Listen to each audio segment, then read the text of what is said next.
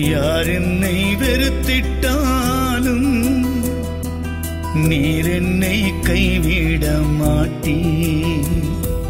யார் என்னை வெறுத்திட்டாலும் நீர் என்னை கைவிட மாட்டீர். நீரே என் தந்தை, நானோ உன் பிள்ளை. உன் அன்பு நிலையானதே இயேசு ராஜா, உன் அன்பு நிலையானதே. யார் என்னை வெறுத்திட்டாலும்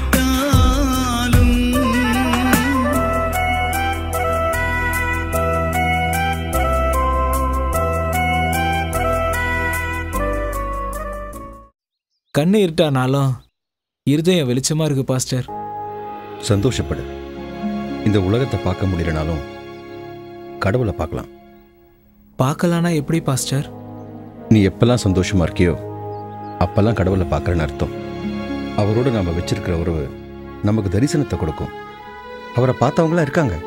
அவரு பேசுவாருன்னு சொல்றாங்களே. வார்த்தை மூலமா பேசுவார். வார்த்தைனா வேதவசனம். ஆதியிலே வார்த்தையாய் இருந்தார். அந்த வார்த்தை தேவனிடத்தில் இருந்தார். அந்த வார்த்தையே தேவனா இருக்கிறார்னு வேதம் சொல்லுது. இயேசு கிறிஸ்துவுக்கு வார்த்தையானவர்னு ஒரு பேர் இருக்கு. நான் தான் அப்பவே சொன்னேன், அவரோட நாம வச்சிருக்க உறவுல தான் அவரோட குரலை கேட்க முடியும். அவர் குரலை கேட்டவங்களாம் இருக்காங்க. டிஎல் மூடின்றவர் சொல்றாரு, பைபிள் பாவத்தை விட்டு விளக்கும், பாவம் உன்னை பைபிளை விட்டே விளக்கும்.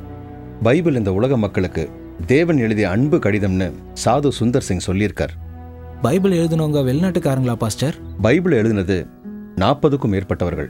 அத்தனை பேருமே ஆசியர்கள். இயேசு கிறிஸ்துவே வெளிநாட்டு கடவுள் கிடையாது. முன்காலத்தில் இந்தியா, இலங்கை, ஆசியா கண்டம் எல்லாமே ஒரே பூமியா இருந்தது. அதுக்கு லெமூரியா கண்டம்னு பேரு. இயேசு கிறிஸ்து ஆசியாவில் பிறந்தவர். அவரோட 12 சீஷர்களும் ஆசியர்கள் தான். இயேசு கிறிஸ்து கடவுள் தானே, அவரை எப்படி சிலுவையில் அரைஞ்சாங்க? நல்ல கேள்வி. சகலத்தையும் சோதித்து பார்த்து நலமானதை பிடிச்சுக்கணும்னு சொல்ற பைபிளை படிச்சா முழுசா புரியும். கடவுள் தான் உலகத்தையும் மனுஷனையும் படைச்சார்.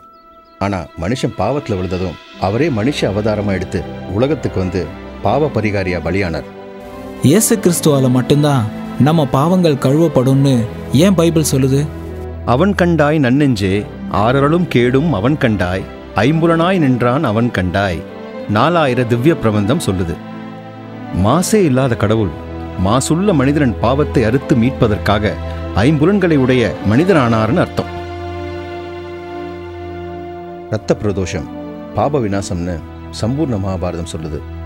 ரத்தம் செய்கிற பாவத்தை ரத்தத்தால் தான் கழுவ முடியும். அது மிருக ரத்தம் இல்ல. இயேசு கிறிஸ்து நமக்காக பலியானார்னு மற்ற வேதங்களும் சொல்லுதா பாஸ்டர்?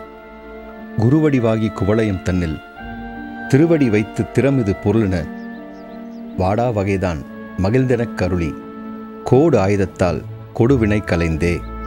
விநாயகர் அகவலில் ஔவையார் பாடியது. குருவாக வந்த கடவுள் இயேசு கிறிஸ்துவை குருவாக அழைக்கிறத பைபிள்ல பார்க்குறோம். கோடு ஆயுதத்தால், அதாவது மரக்கொம்பினால் சிலுவையில் கொடுவினை கலைந்தே கொடிய வினையான பாவத்தை தீர்த்தார்னு அர்த்தம்.